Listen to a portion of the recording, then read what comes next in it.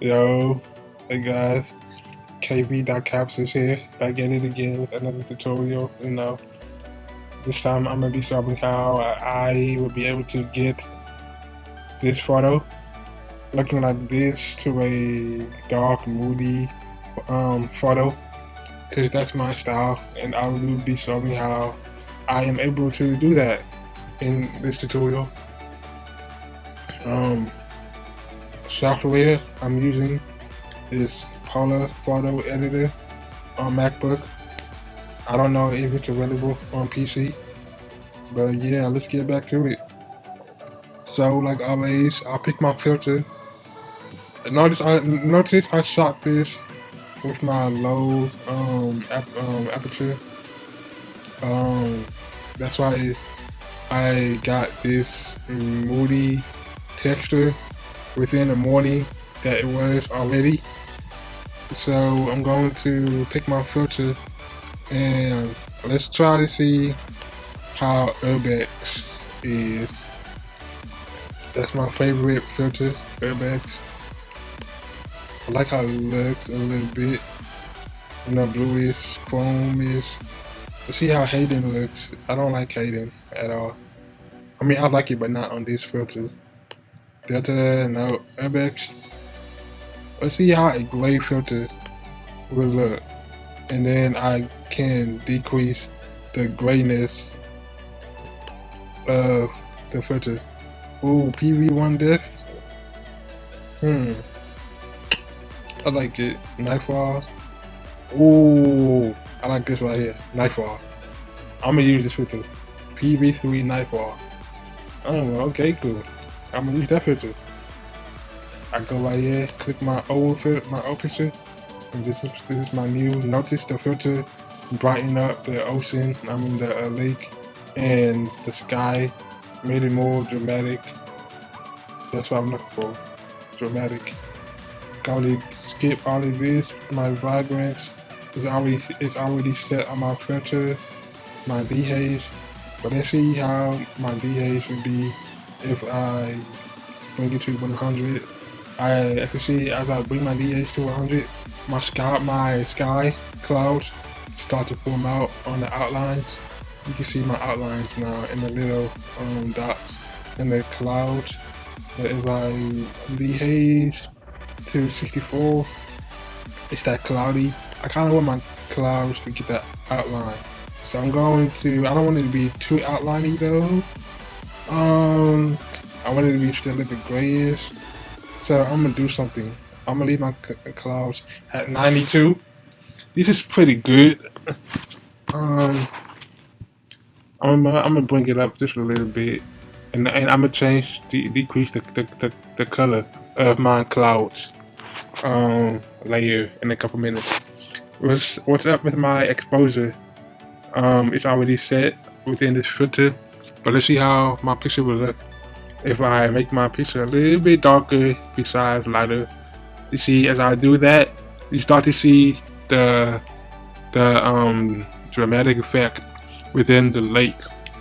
If you just focus on the lake, you start to see that dramatic effect that it has on the lake, because it's changing the sky filter, and the sky is reflecting on the lake, and the lake is getting so much reflection, so much is happening with my exposure on the lake. I'm not going to have it too dark now. I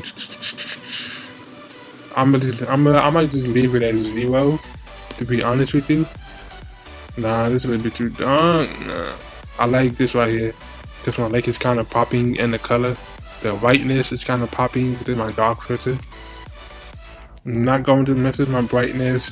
My contrast, let's see how it looks as I decrease it. I get that grayish versus increase. I get that high texture you see within the lake. You can see within the creases, my creases start to pop out. If I go high contrast versus low contrast, I get that smooth feeling. And within my sky, it starts to look a little bit soft versus more edgy looking. Let's see how this is with no contrast. and some contrast. I might just leave my contrast at 22, 20, just so I can get a little bit dramatic tweaks within my lake and still get that sky full edginess, you know. What's up with my highlights?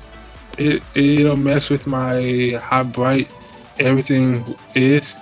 And notice it's not really messing with my middle right here, because the most thing that can be edited within this picture is sky and this right here. When it comes to color changing, or you know, making the color look more decent. So I'm not really focused on this right here. I will be focused on it in a little bit, but for now, I'm focused on this and this. And I took this on my 70 lens, so I really like how zoomed in it was. So my highlights, notice when I decrease it, it looks like that, and as I increase it, it looks like that. Well, this is taking away my highlights, but as I start to increase it, I get that more brightness, a smooth brightness, and I might just keep it on my positives besides my negatives, you know, and my shadows. Well, then my shadows will mess with the blackness and the darkness and everything within this middle picture now. Notice as I increase it, the leaves starts to pop up, and this area starts to get more brighter. As I decrease my shadow, it gets darker. And notice it does the same thing to my sky and the lake. In this case, I don't want it to change my lake. I don't want it to change the sky. I will try to do this just for a test point. I'm going to leave my shadow bright like this in the picture and see how it is if I negative exposure, just so I can get that little bit brightness in the middle. And this is how it looks, dark, and then I got that little bit brightness. I got small brightness in here, but yeah. Let's see how it is if I decrease my shadow.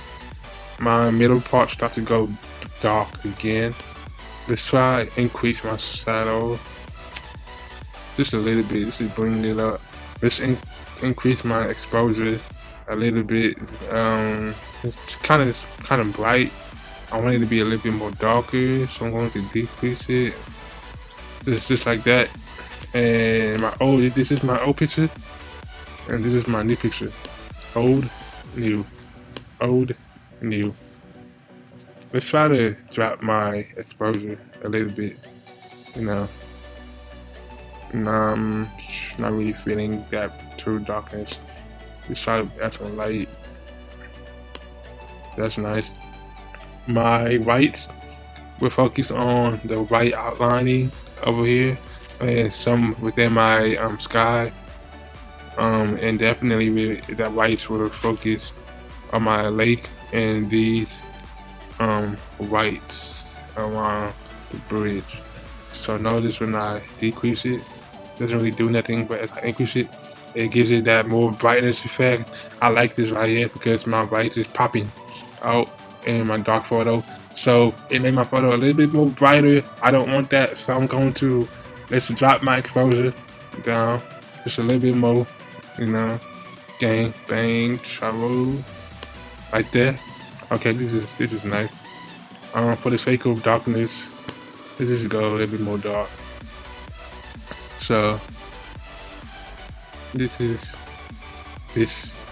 my old, and this is my new, and with the new. It's coming together. It's coming together. I'm not going to mess with my blacks because it's gonna mess with the blacks in here, and probably in here. But I don't want to mess with that. You know, that's too black as you can see. That's just, yeah. It brighten it up a little bit. I still want it to be just a little bit more dark. I might just brighten it up just to get the outline. You see, it changes the outline on my leaves, so I'll just brighten that up a little bit. What's up with my clarity? It will either make my sky and my ocean look like this, milky, and smooth, or it can make it look hard, like that. This is too hard, like a cartoon. I don't want my picture to look like a cartoon setting, so I will decrease my clarity just a little bit. Let's see how it is if I do like this part right here, but this part right here starts to get a little bit smooth, and I don't want that. So let's just pop the clarity just a little bit back, you know, like that. And what's up with my vignette and my luminance? This is how my luminance would be. Make it look like a watercolor. I don't want that. Versus none. So I'm not going to mess with my luminance. My vignette, I will mess with my vignette. I'm going to go black because if I go white, it starts to get that fakeness running. And I never even go white, to be honest with you. I go black because it helps my picture enhance the darkness. I don't really like the edges going like this right here, so I'm going to change my roundness of my vignette. So you know, notice when I do it, let me change the roundness. Kinda when I increase it, it kinda even shows more. So let's mess with the feather a little bit, just to take away some vignette.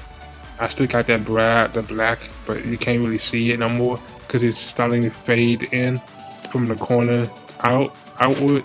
It starts to fade in, so you can't really see it, but you can understand that there's a blackness around my vignette. With my sides, I'm definitely not going to mess with my sides. I'm gonna keep the vignette actually to make it look a little bit decent. I'm gonna keep it around a smooth 80, smooth 79. And notice, let's see how my vignette will look if I even move it. This is how my vignette will look if I even moved it. Let's see, just to test it out. Let's see how it'll look if I just make this part of my picture bright and I take away some vignette. I don't like that because then you can see the shape of the oval. So you start to see it. Even if I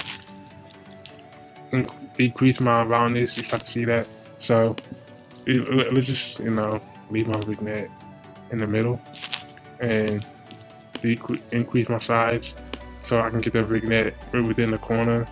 My highlights, I'm gonna bring that down. My feather, bring that right there. My sides, let's bring that to the corner and make my vignette a little bit dark, like that. And this is my photo, my editing right here. I will do more on this photo, but for now, so far for this right here, I'm satisfied.